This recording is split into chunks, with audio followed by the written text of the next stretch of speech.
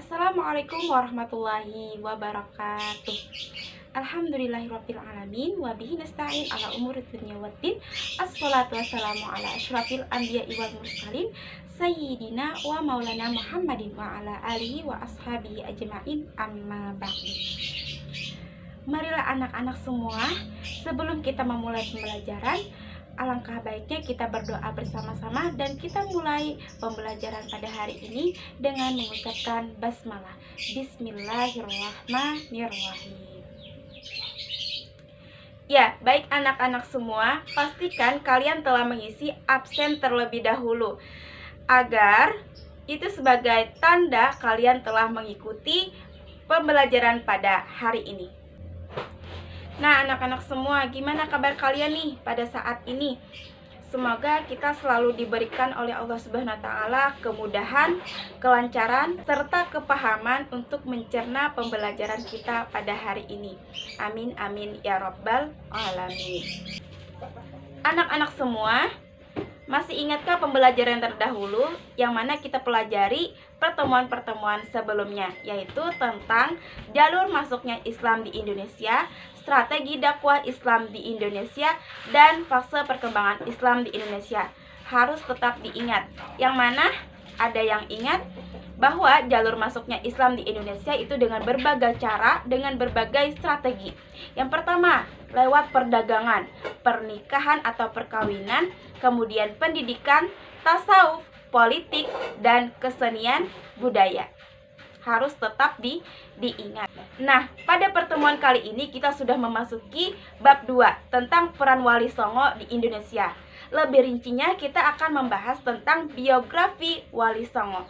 Anak-anak semua, apakah kalian sudah mengenal betul mengenai biografi Wali Songo? Nah, kalau belum tahu dan belum mengenal betul, yuk kita belajar bersama-sama. Kata wali itu berasal dari bahasa Arab yang artinya yaitu pemimpin, pembela, teman dekat. Dalam artian, wali itu adalah seseorang yang dekat dengan Allah Subhanahu wa taala atau dinamakan waliullah. Sedangkan sanga atau songo itu artinya 9 dalam bahasa Jawa. Artinya, Wali Songo itu adalah 9 wali yang merupakan pelopor dan pejuang pengembangan agama Islam atau Islamisasi di Pulau Jawa, yaitu pada abad ke-15. Nah, anak-anak semua ada yang hafal nggak nih? Siapa saja yang termasuk 9 Wali Songo itu? Nah, Ibu akan kasih tahu dan kasih penjelasannya.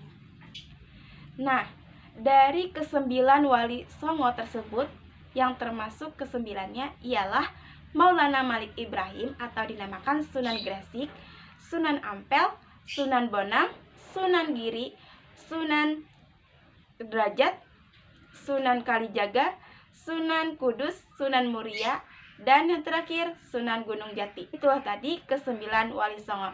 Dan selanjutnya Ibu akan menjelaskan biografi dari Wali Songo ke-9-nya.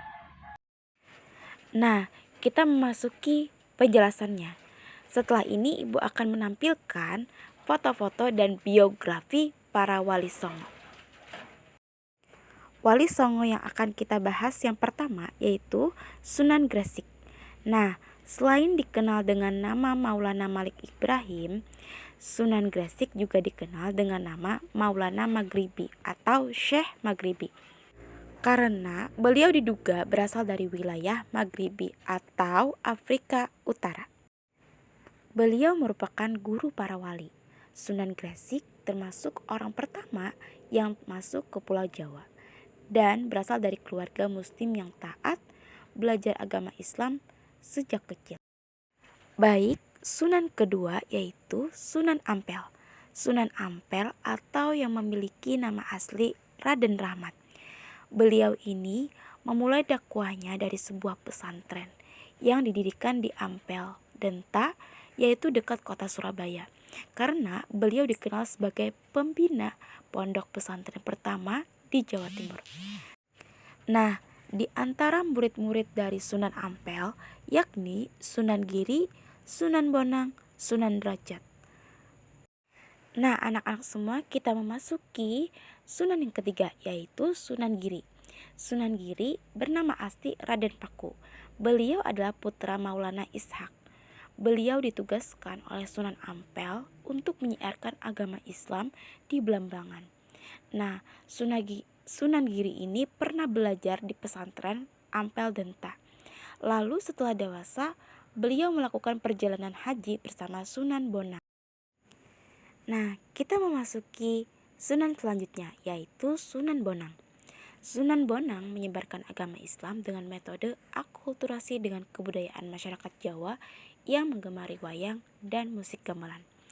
Hal tersebut beliau menciptakan gending-gending yang memiliki nilai-nilai keislaman.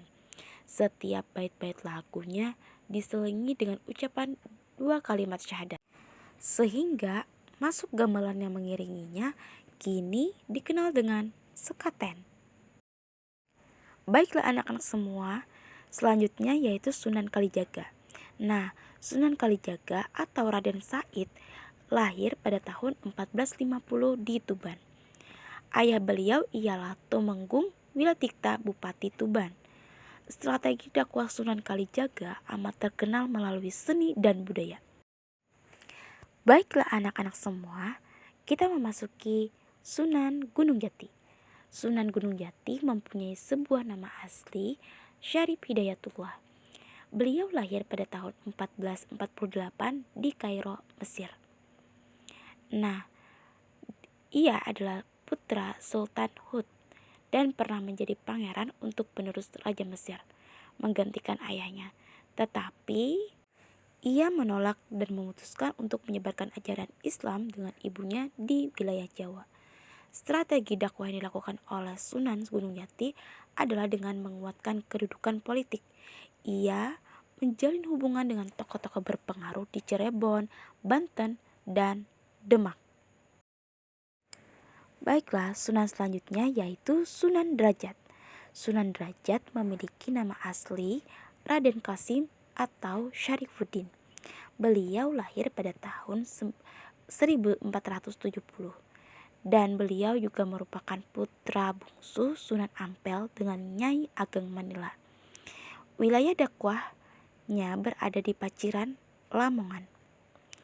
Adapun strategi dakwahnya terkenal dengan pendidikan akhlak kepada masyarakat. Di Paciran, Sunan Derajat mendidik masyarakat untuk memperhatikan kaum fakir miskin. Ia juga menjunjung tinggi kesejahteraan umat. Baiklah, Sunan Kudus. Sunan Kudus bernama asli Ja'far Shadiq. Ia lahir pada tahun 1400. Wilayah dakwahnya adalah di Kudus, Jawa Tengah. Sunan Kudus terkenal tegas dalam menegakkan ajaran syariat Islam. Strategi dakwah yang digunakan Sunan Kudus untuk menyebarkan Islam adalah dengan mendekati masyarakat melalui kebutuhan mereka. Ia mengajarkan alat-alat pertukangan kerajinan, emas, dan lain sebagainya. Nah, kita memasuki Sunan yang terakhir, yaitu Sunan Muria. Sebagai putra Sunan Kalijaga, Sunan Muria yang bernama asli Raden Umar Said atau Raden Said mewarisi darah seni ayahnya.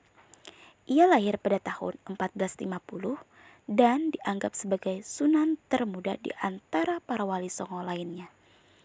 Dalam menyebarkan Islam, Sunan Muria melestarikan seni gamelan dan boneka sebagai sarana dakwahnya. Nah, anak-anak semua, itulah tadi penjelasan dari Ibu tentang biografi para wali songo. Anak-anak semua, sebagai bahan penilaian kalian, Ibu memberikan tugas kepada kalian untuk membuat peta konsep tentang biografi wali songo di Indonesia. Buatlah peta konsep yang memuat 9 wali songo di Indonesia secara baik dan benar. Itu saja dari Ibu. Semoga kita dapat memahami apa yang Ibu jelaskan pada hari ini, dan kita selalu diberikan kelancaran, kemudahan, serta pemahaman untuk mencerna pembelajaran pada hari ini. Akhirul kalam, wabillahi taufiq wal hidayah, waridho wal inayah. Assalamualaikum warahmatullahi wabarakatuh.